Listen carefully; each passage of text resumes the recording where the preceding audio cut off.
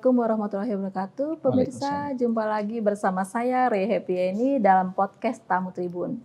Di kesempatan yang istimewa ini telah hadir tamu juga yang istimewa ya, yaitu Dr. Aryos Saplis. Dr. Aryos Saplis adalah Kepala Perwakilan BKKBN Sumatera Selatan. Assalamualaikum Dr. Aryos. Waalaikumsalam Mbak Yeni. Terima kasih Pak udah datang ke Geraha Tribun untuk menerima undangan kami ya untuk hadir di podcast ini.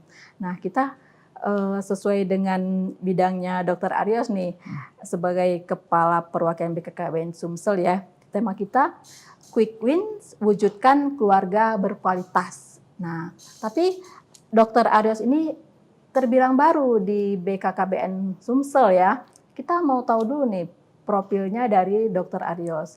Bisa dokter cerita gimana perjalanan karir Dr. Aryos hingga sekarang menjadi Kepala Perwakilan BKKBN Sumatera Selatan. Silakan dokter. Terima kasih Mbak Yeni. Ya. Perkenalkan, nama saya Dr. Aryos Saplis. Saya Kepala Perwakilan BKKBN Provinsi Sumatera Selatan. Dilantik oleh Pak Menteri Kependudukan dan Pembangunan Keluarga / BKKBN pada tanggal 28 Mei 2025. Artinya kurang lebih 4 bulan, Mbak Yeni. Oh iya, masih baru ya, masih fresh nih. Fresh. Mungkin secara profilnya yang kata Mbak Yeni tadi, saya CPNS tahun 2009 di Kabupaten Rejang Lebong, Provinsi Bengkulu. Jadi aslinya Lubuk Linggau, Pak. Lubuk Linggau, orang kita Sumatera Selatan. Jabatan pertama saya menjadi Kepala Puskesmas Beringin 3 tahun 2010. 2011 itu Kepala Puskesmas Kepala Curup. 2012 Kepala Puskesmas Curup Timur. 2013 saya Kabid Keperawatan Rumah Sakit Curup sampai 2014. 2014 DOB Kabupaten Musi Utara. Saya menjadi Direktur Rumah Sakit Rupit sampai dengan 2016. Nah, 2016 saya mutasi menduduki jabatan di Kabupaten Musi Banyuasin, Kepala Bagian Tata Usaha Rumah Sakit Sekayu. Sampai dengan 2016 sampai dengan 2018. 2018 sampai dengan 2022 saya Sekretaris Dinas Kesehatan Kabupaten Musi Banyuasin. 2022 sampai dengan 2023 Kepala Dinas Kesehatan Kabupaten Musi Utara, balik lagi ke Muratara. Sudah itu 23 sampai dengan 25, kurang lebih 2 tahun kurang, itu menjadi Kepala Dinas Pendudukan Keluarga Berencana BPKP Musi Utara. Nah, pada tanggal 28 Mei 2025 saya diamanahkan menjadi Kepala Perwakilan BKKBN Provinsi Sumsel. Kalau melihat rentangnya kurang lebih 15 atau 16 tahun, saya memang selama ini birokrasi Pak ini. Dari 2009 sampai dengan 2025. Nah, saya lahir di Lubuk Linggau 17 Maret 1982. Kurang lebih umur saya 43 tahun. Masih muda banget ya. Masih muda banget ya. Iya.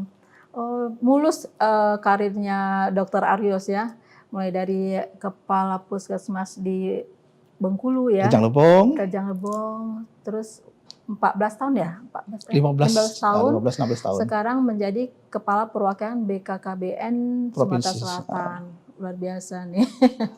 Nah, apa sih kalau kita lihat sekarang kayak mulus banget tuh gitu ya, naik terus gitu.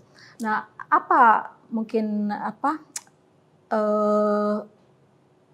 semangat atau spirit dari Dr. Aryos dalam menjalankan tugas-tugas dalam rentang sekian lama itu yang bisa mulus banget itu?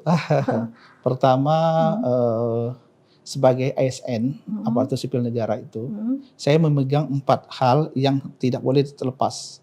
Integritas, profesionalisme, loyalitas. Integritas ini kan kita sama-sama tahu, itulah kejujuran, disiplin, seluruh yang bersifat yang ada di dalam diri kita kebaikan dalam kita itu integritas. Nah, profesionalisme ini kita tingkatkan terus. Ya, yang ketiga loyal dan royal. Apabila orang profesional di atas integritas itu berarti orangnya sombong. Kalau menurut saya. Kalau saya dulu saya dulu royal di atas integritas, ini penjilat menurut saya. Jadi tidak boleh meloncat. Kita dalam bekerja harus punya tahapan di atas tahapan tertinggi dari integritas.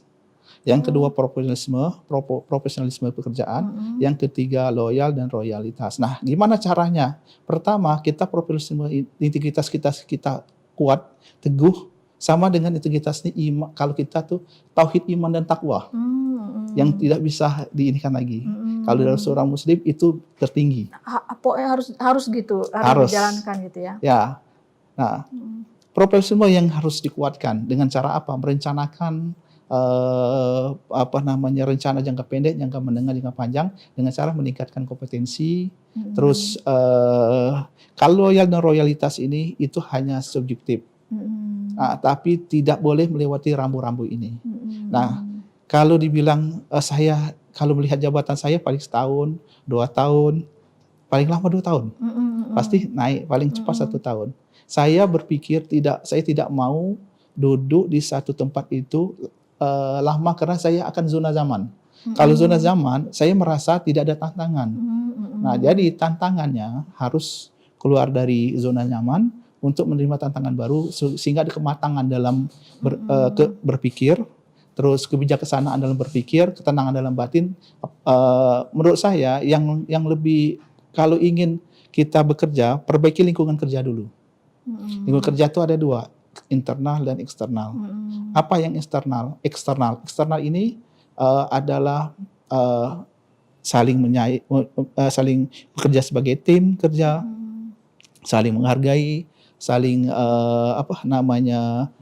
kekeluargaan. Kalau internal itu lingkungannya, suasana nyaman, aman, rapi, bersih, sehingga ada keluar salah satu inovatif kreatif dalam kerjanya. Yang terakhir, bekerjalah kita dengan inovatif kreatif sehingga pekerjaan ini menghasilkan output dan outcome-nya lebih maksimal daripada standar target yang diinginkan oleh suatu organisasi yang tempat kita bekerja. Artinya, kalau lihat dari karir saya tadi, Mbak Yeni, ini sebenarnya setiap ASN bisa lakukan. Ya, kalau dibilang takdir itu kan yang ini, tapi sebagai manusia saya berpikir segala suatu pekerjaan niatkan karena Allah. Kalau niatkan karena Allah, niat awal karena Allah, berarti Allah mohon ridhonya dalam bekerjanya. Yang kedua, saya bekerja sesuaikan dengan aturan. Aturan yang ada. Kita bekerja bukan berpikir dengan kerja ada uang. Tapi dengan kita jabatan ini amanah yang Allah kasih kepada kita, ini beban secara spiritual, beban secara emosional. Jadi laksanakan sesuai aturan. Kuncinya adalah integritas, profesional, loyal, dan royal. Apa tadi ya? Integritas, profesional, loyal, dan royal. Ya. Tidak boleh loyal dan royal di atas profesional, profesional di atas integritas. Harus. Iya, Pak, kalau loyal kan kita artinya concern lah sama tempat kita kerja ya, concern, komitmen sama tempat kita kerja. Betul. Nah, kalau royal tadi apa lebih detailnya? Kalau loyal itu dalam arti royal. Kalau loyal kan artinya loyalty, kesetiaan lah sama lembaga kita, sama tempat. Nah, kalau royal itu bersifat sosialnya. Kita mau lah itu share ke dalam bentuk apapun ya, share yang kita terbuka, open berpikiran positif. Royal aja, orang royal banget ya gitu ya. Lalu berpikiran positif.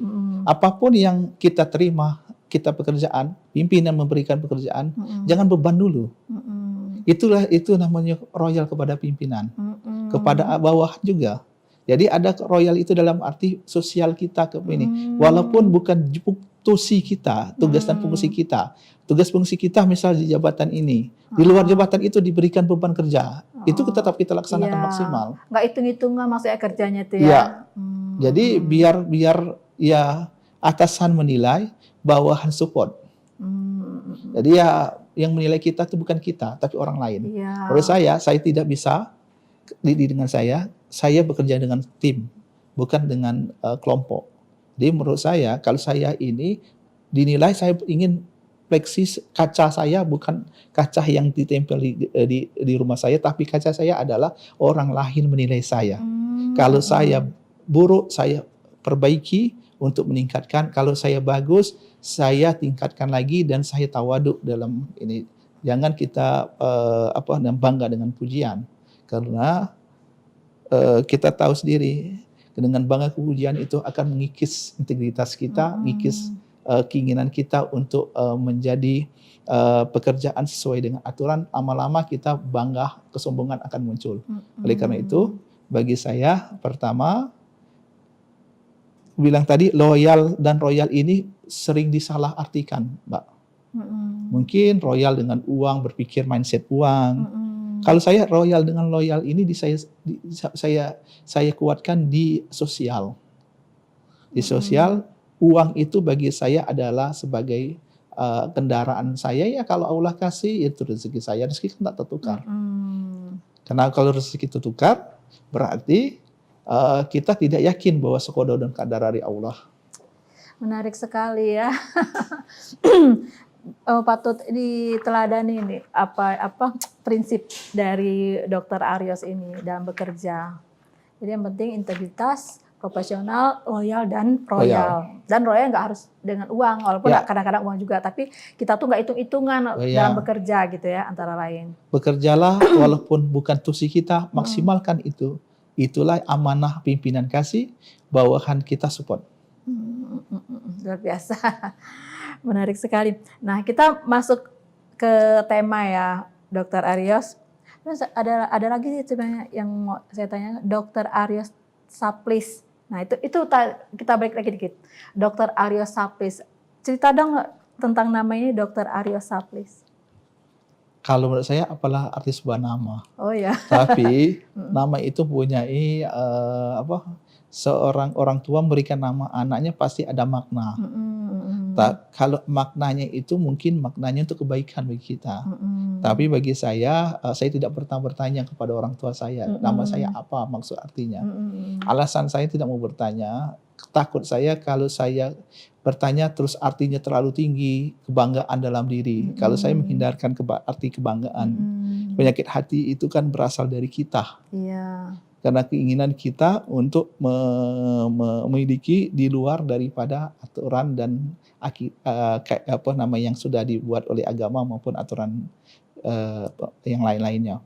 Tapi kalau sudah ditanya Mbak ini tadi, Aryos itu saya belum tahu sampai sekarang. Oh, iya. Karena saya nggak bertanya kepada orang tua. Tapi kalau Saplis itu ada artinya. Karena saya Saplis itu pernah suatu saat orang tua saya, bapak, mencerita bahwasanya 5 tahun orang tua saya menikah belum punya anak. Nah, oleh karena itu setelah mereka punya anak setelah 5 tahun, digabungkanlah nama itu namanya Saplis, Safi'i dan Solis. Safi'i nama ayah saya, Solis itu nama ibu saya. Penggabungan nama ini tanda syukur bahwasanya saya hadir oleh karena 2 orang hebat ini. 2 orang tua saya. Luar biasa. Dan itu menginspirasi Dr. Aryos juga ke keluarganya Dr. Iya, Aryos. karena nama anak saya juga Mbak, semuanya saya ambil gabungan nama saya dengan istri. Nama pertama anak saya Alifa Claresta Artami. Yang kedua Apivirus Artami. Yang ketiga Adrena Cordelia Artami. Semua nama di belakang Artami. Artami ini gabungan nama saya, Aryos dan Cintami. Aryos nama saya, Cintami nama istri saya. Dan pasti di situ ada doa ya buat anak-anaknya. Tanda syukur. Oke. Kita mulai masuk ke tema kita, Quick Wins, wujudkan keluarga berkualitas. Nah, Dr. Aryos, cerita dong keluarga berkualitas versi BKKBN itu apa maksudnya? Sebelumnya saya bercerita sedikit kronologi dasar kenapa harus keluarga berkualitas. Ya. BKKBN ini berdasarkan Undang-Undang Nomor 52 Tahun 2009 tentang perkembangan kependudukan dan pembangunan keluarga. Tugas BKKBN, Badan Kependudukan Keluarga Berencana ada 3, Mbak. Ya. Kependudukan, keluarga berencana, dan pembangunan keluarga. Nah, pada tahun 2024, tahun yang lalu, BKKBN itu bertransformasi dari badan menjadi kementerian secara nomenklatur. Namanya Kementerian Kependudukan dan Pembangunan Keluarga. Pertanyaan, di manakah keluarga berencananya? Sedangkan tugas BKKBN berdasarkan Undang-Undang Nomor 52 Tahun 2009, kependudukan, keluarga berencana, dan pembangunan keluarga. Nah, kependudukan ini itu dasar atau modal daripada pembangunan negara, pembangunan bangsa. Tujuannya itu untuk mengendalikan pertumbuhan penduduk sehingga penduduk ini tumbuh seimbang. Nah, programnya apa? Keluarga berencana. Metodenya apa? Kontrasepsi. Nah, kenapa kependudukan ini sangat konsen oleh kami Kementerian Kependudukan dan Keluarga? Karena sumber daya manusia ini merupakan aset yang paling mahal. Kita ambil negara maju. Negara maju kayak Jepang. Jepang itu punya SDA? Enggak. Tapi mereka ini Singapura enggak. Karena aset mereka adalah sumber daya manusianya. Nah, sumber daya manusia berasal dari mana? Dari keluarga. Oke? Karena keluarga ini merupakan penunggang terbentuknya sumber daya manusia yang berkualitas tadi, maka diperlukan adanya pembangunan keluarga. Nah, oleh karena itu, dalam rangka mewujudkan visi misi Presiden dan Wakil Presiden Bapak Prabowo Subianto dan Pak Gibran, di dalam misi keempat, memperkuat pembangunan sumber daya manusia, kami Kementerian Kependudukan dan Pembangunan Keluarga / BKKBN membuat program prioritas yang disebut dengan Quick Wins. Quick Win itu ada 5 program prioritas. Yang pertama Genting. Genting. Ya, Quick Win ini, Mbak, ini program siklus hidup. Dari remaja, wanita menikah, pasien usia subur, wanita hamil, menjadi baduta balita, menjadi pra-remaja, remaja, dewasa, pasien subur lagi, menikah lagi gitu. Jadi 5 program ini merupakan siklus hidup. Dalam rangka apa? Mewujudkan generasi yang berkualitas tadi untuk mewujudkan Indonesia Emas 2045. Apa aja? Pertama Genting. Gerakan orang tua asuh cegah stunting. Ini merupakan gerakan gotong royong dalam rangka mewujudkan generasi yang sehat, cerdas, tidak stunting. Dengan menjadi orang tua asuh. Orang tua asuh kepada keluarga berisiko stunting. Tadi ada 3 poin nih, pengertian Genting nih. Pertama itu gerakan gotong royong, menjadi orang tua asuh, yang ketiga keluarga berisiko stunting. Gotong royong artinya seluruh masyarakat bisa berperan menjadi orang tua asuh. Siapakah orang tua asuh? Orang tua asuh itu bisa dari perorangan, bisa perusahaan, bisa dari media, bisa dari LSM, bisa dari BUMN, BMD, bisa dari pemerintah maupun stakeholder yang lainnya, seluruh masyarakat. Siapakah keluarga berisiko stunting? Keluarga berisiko stunting ini adalah ibu hamil, ibu menyusui, baduta, dan balita. Dengan cara apa? Dengan memberikan 2, memberikan nutrisi dan nutrisi.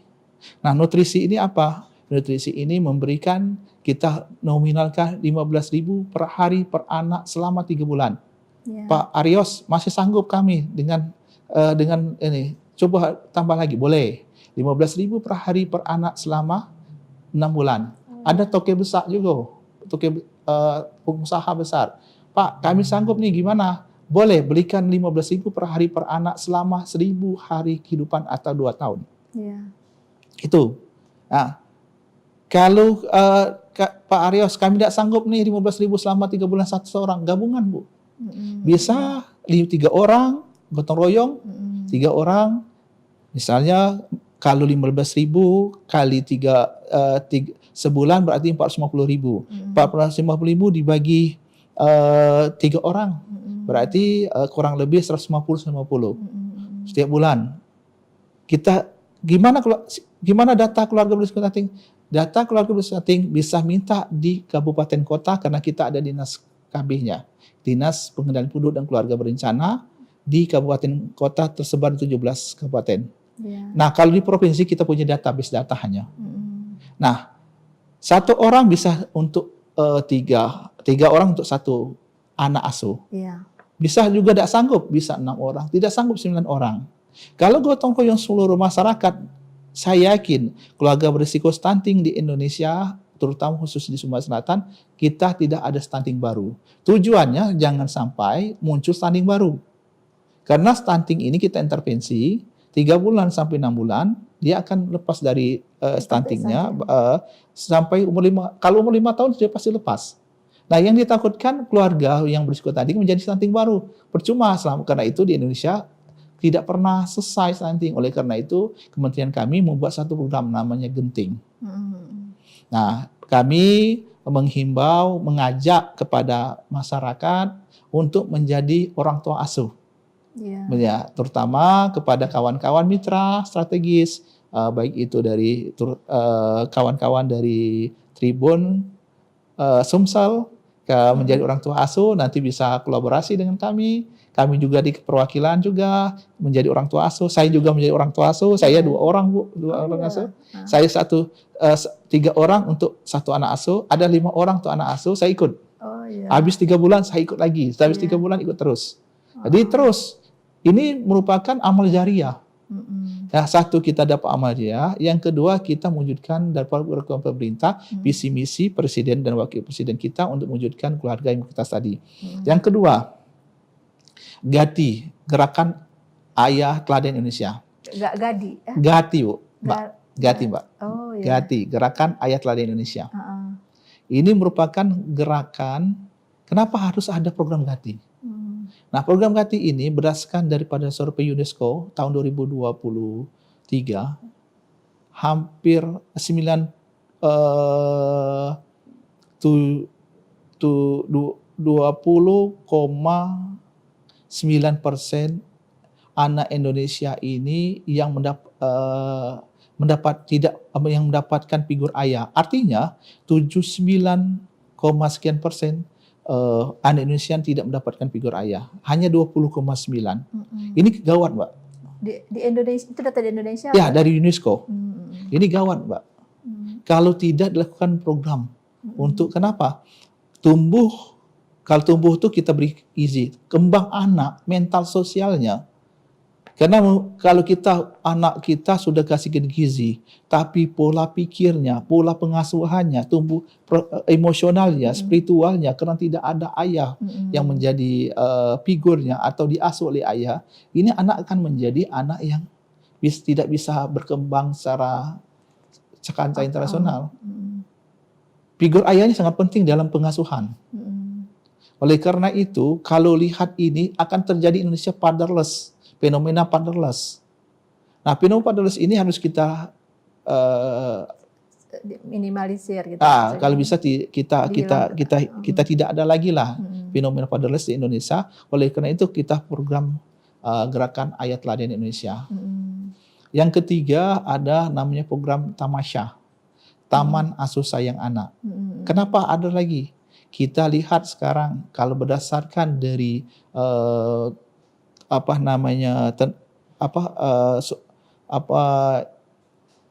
bukan survei sih, dari Kementerian Tenaga Kerja, bahwasanya tenaga kerja di Indonesia ini lebih didominan oleh perempuan. Nah, akibatnya terjadi tantangan baru, tidak keseimbangan antara profesionalisme pekerjaan dengan kewajiban pengasuhan anak. Solusinya apa? Solusinya taman penitipan anak. Kami Kementerian Pendidikan dan Pembangunan Keluarga hadir dengan program namanya Tamasya, Taman Asuh Sayang Anak. Taman Asuh Sayang Anak. Taman Asuh Sayang Anak ini kita berikan pendampingan pendampingan kepada pengasuh, pendampingan kepada anak, pendampingan kepada orang tua, pendampingan perujukan. Pendampingan pada asuh apa kita lakukan? Memberikan pelatihan kompetensi bagi pengasuh gimana cara mengasuh anak. Kalau kepada anak itu mungkin dengan kegiatan-kegiatan yang bersifat memang yang dibutuhkan anak karena ditinggalkan orang tua. Kalau pendampingan kepada orang tua kita berikan pada saat konseling dan sebagainya supaya ini. Nah, kalau rujukan apabila itu hal-hal terjadi misalnya sakit dan sebagainya. Artinya anak ini mendapatkan pengasuhan di TPA tersebut seperti pengasuhan seperti dia mendapatkan pengasuhan orang tua atau ibunya. Nah, jangan kami sudah bekerja sama dengan 6 menteri kementerian dalam melaksanakan program Tamasya ini dengan Kementerian Kependudukan dan Pembangunan Keluarga, Kementerian Dalam Negeri, Kementerian PPA, Kementerian Ketenagakerjaan, Kementerian Sosial, dan Kementerian Pendidikan Dasar dan Menengah. Sebagai dasar hukum pembentukan TPA di seluruh Indonesia. Artinya kalau ada permasalahan, kita punya di kementerian sudah bekerja sama dalam bentuk MOU. Dalam rangka pembentukan Tamasya. Yang keempat, Sidaya. Sidaya ini lansia berdaya. Kenapa kita melakukan program Sidaya? Sekarang ini Indonesia menuju namanya aging population. Aging population ini tingkat populasi lansia ini 10 sampai 15%. Apabila lansia ini tidak berdaya atau tidak kreatif, tidak ini akan menjadi beban negara. Oleh sekarang usianya 60 ke atas. Ya, 60 ke atas, Mbak. 60 ke atas itu kan sudah merasa dia tidak lagi dibutuhkan, sendiri di rumah aja, kadang suntuk, lama-lama sakit, beban pikiran dia. Oleh karena itu kita buat suatu program namanya Sidaya, lansia berdaya. Nah, apa aja kegiatan situ? Kegiatan adalah sekolah lansia. Ada sekolah lansia. Iya, di Sumsel ada sekolah lansia. Sudah, Mbak. Setiap kabupaten kota kita sudah ada sekolah lansia. Di Palembang ada? Ada. Nanti boleh Tribun ini kadang di wisuda. Oh iya, di mana itu? Namanya Sidaya. Namanya apa? Setiap kabupaten kota itu punya sendiri namanya, tapi programnya Sidaya. Programnya Sidaya, sekolah lansia itu kabupaten kota punya sendiri-sendiri, dia punya guru, dia punya kepala sekolah, di wisuda. Wisuda itu biasanya kita ngundang kepala daerah, bupati atau wali kota wisudanya. Kita udah tahu ya ada Sidaya ada sekolah untuk lansia di sini. Tapi bukan belajar matematika, Mbak ya. Bukan belajar fisika lagi ya. Mereka itu ya diajarkan tentang agama. Agama. Ya dia ini pokoknya di situ ada cara mengisi waktu yang berkualitas gitu. Ada kurikulumnya tentang kurikulum ini. Nanti dia S1 wisuda, S2 wisuda, S3 wisuda. Kalau sampai S4 dia sudah entrepreneur, Pak. Berapa lama itu masa untuk wisuda? 1 tahun. 1 tahun wisuda. Ya. Tiap sebulan sekali 2 kali sekolah dia sekolahnya. Oh gitu. Setelah 1 tahun di wisuda. Di situ dia bisa mengembangkan diri. Nanti mengembangkan diri. Keinginan dia selama ini enggak, misalnya Mbak Yeni sudah umur 60 tahun. Dulu cita-citanya ingin jadi artis penyanyi lah. Tapi tidak berkembang.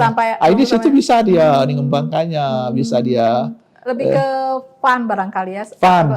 Ke menyenangkan hal-hal menyenangkan, tetapi tetap bersifat kreatif, didayakan. Karena itu kalau S1, S2, S3 dia masih bersifatnya, tapi S3 dia sudah entrepreneur. Lansia itu sudah menjadi entrepreneur, artinya berusaha. Udah produktif lah ya. Produktif. Nah, kalau dia sekolah S sampai S3, menuju S4, S5, S6 dia sudah entrepreneur.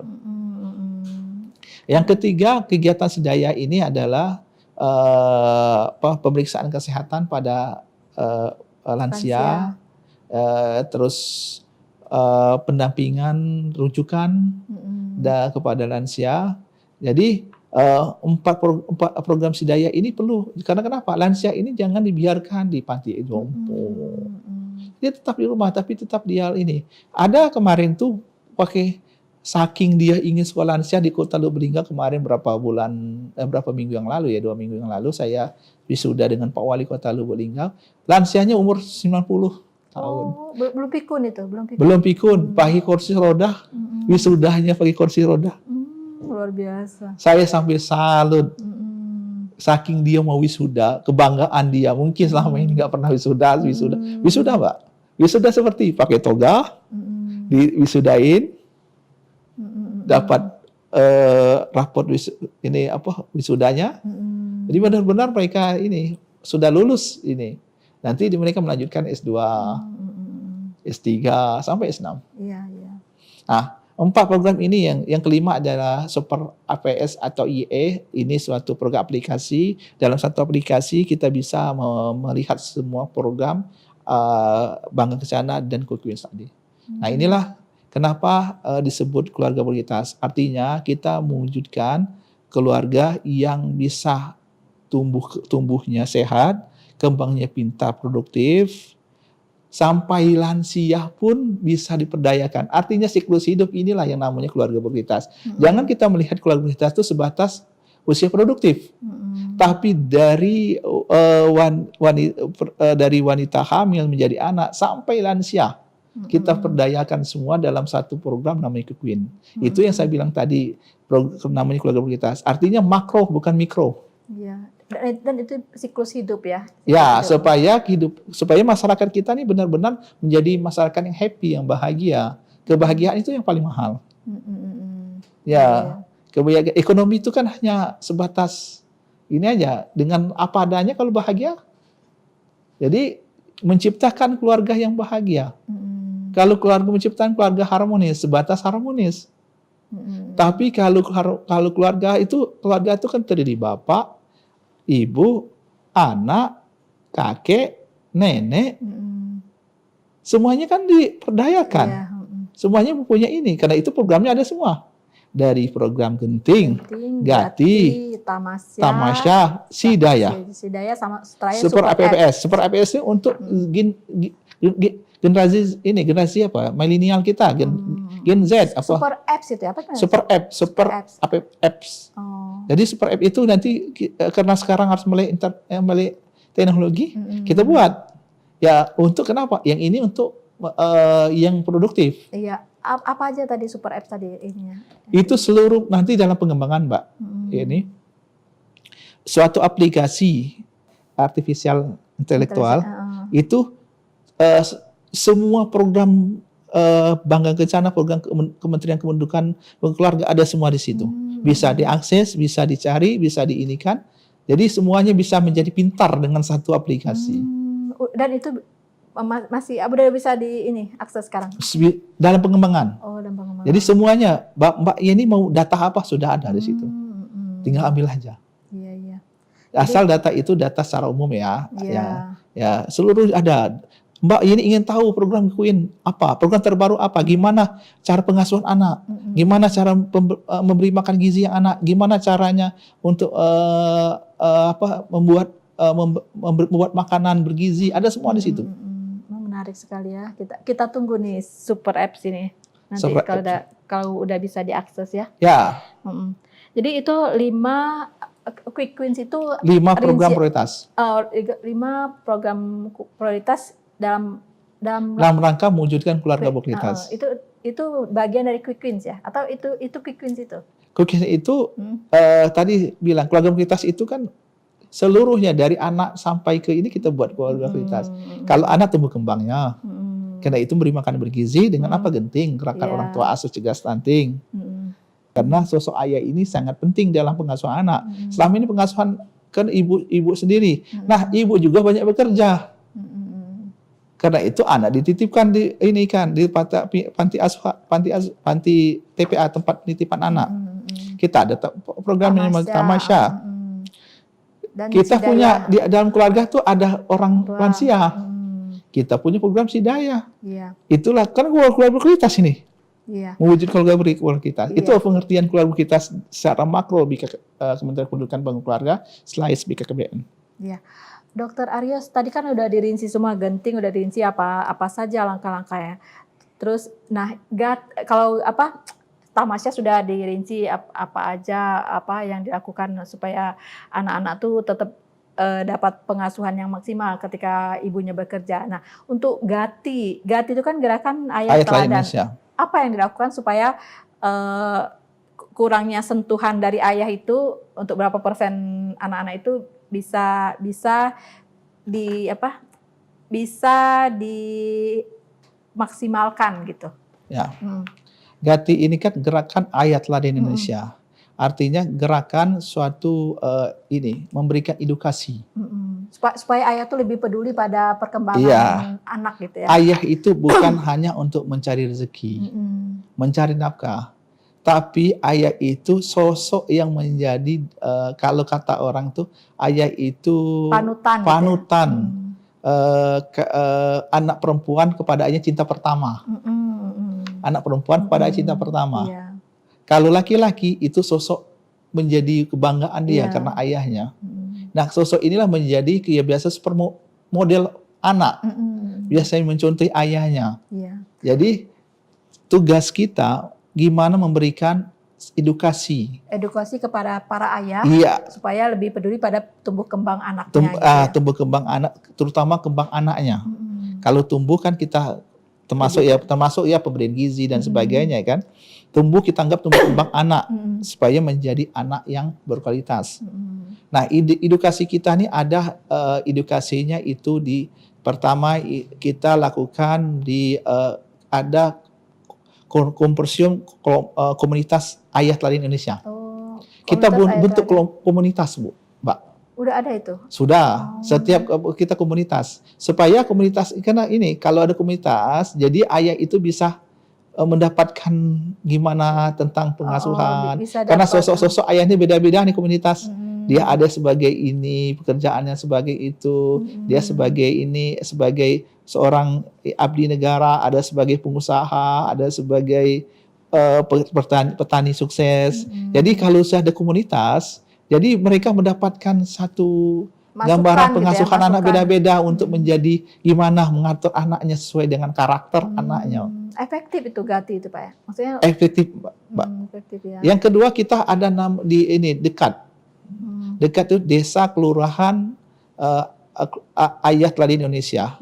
Nah, dekat ini kita punya yang namanya kampung keluarga berkualitas. Nah, di kampung atau desa berkualitas ini, kampung berkualitas ini, kita masukkan namanya edukasi Gati kepada masyarakat yang di desa-desa, di kelurahan, melalui penyuluh-penyuluh kita di desa, di kecamatan yang ada di desa binaannya. Nah, yang terakhir kita lakukan kelompok ini dekat. Yang terakhir ada Satya saya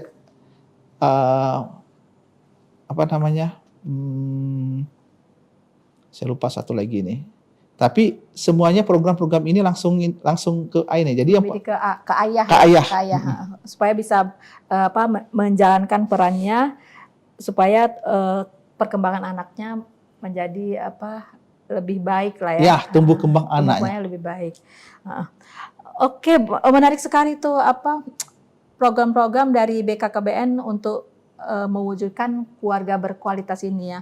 Mungkin kita nggak terasa nih ternyata waktunya udah 30 menit aja. Lebih malah.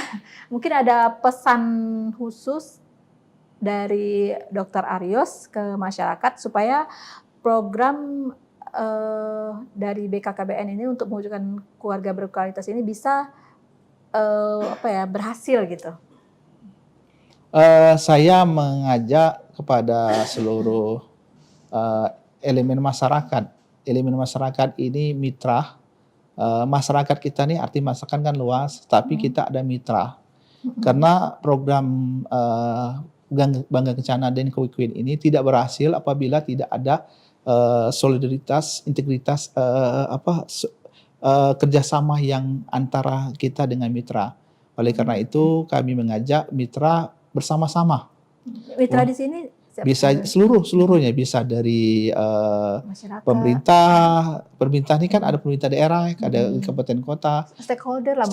Stakeholder dalam stakeholder yang ada di mitra strategis kita, termasuk juga Tribun, Sumsel, Tribun News, semuanya kita ajak untuk mensosialisasikan dan bersama-sama mensukseskan program Quick Win ini. Kalau program Quick Win ini dijalan, saya yakin mewujudkan Indonesia Emas 2049 itu pasti nyata. Tugas kami berat, tapi tugas kami ini ringan apabila kita gotong royong melaksanakan bersama. Artinya kebersamaan inilah yang paling kami butuhkan dalam rangka mewujudkan visi misi Presiden dalam rangka memperkuat pembangunan sumber daya manusia dalam rangka mewujudkan Indonesia Emas 2045. Satu lagi nih saya yang agak penasaran dikit sebelum menutup acara ini ya. Jadi kalau dulu kan 2 anak cukup. Nah itu slogan itu masih nggak sekarang? Masih, Mbak. Tujuan KB ini hanya bukan untuk keluarga gini. Berencana itu artinya gimana merencanakan keluarga ini menjadi keluarga yang sehat, sejahtera, tidak stunting, dan berkualitas. Dalam mewujudkan Indonesia Emas 2045. Bukan hanya KB ini sekedar, 2 anak cukup. 2 anak cukup ini kan kalau artinya lebih luas lah ini artinya ya. Atau ada lagi pesan yang mau disampaikan? Aku rasa udah ini. Udah semua disampaikan ya. Udah panjang lebar tadi dijelaskan oleh Dr. Aryos apa program yang dilakukan oleh BKKBN untuk mewujudkan keluarga berkualitas dengan 5 program tadi ya. Yang pertama Genting, Gati, Tamasya, Sidaya, dan terakhir IE Super FS. Luar biasa. Mudah-mudahan tercapai ya, terwujud apa yang diprogramkan oleh BKKBN Sumsel ini dan Indonesia pastinya ya. Mudah-mudahan kita bisa dengar nih hasil dari, sebenarnya ini berkelanjutan ya, siklusnya berkelanjutan. Mudah-mudahan makin ke depan keluarga di Indonesia makin berkualitas, angka stuntingnya makin turun ya. Tentu dengan gotong royong semua stakeholder, termasuk kita semua, masyarakat dan perusahaan, juga pastinya pemerintah dalam hal ini melalui BKKBN ya Pak ya. Pak Dr. Aryos, makasih banyak udah hadir di podcast Tamu Tribun malam ini. Mudah-mudahan kita bisa jumpa di kesempatan berikutnya dengan perkembangan lebih lanjut dari program-program BKKBN. Selamat malam. Assalamualaikum warahmatullahi wabarakatuh. Waalaikumsalam warahmatullahi wabarakatuh.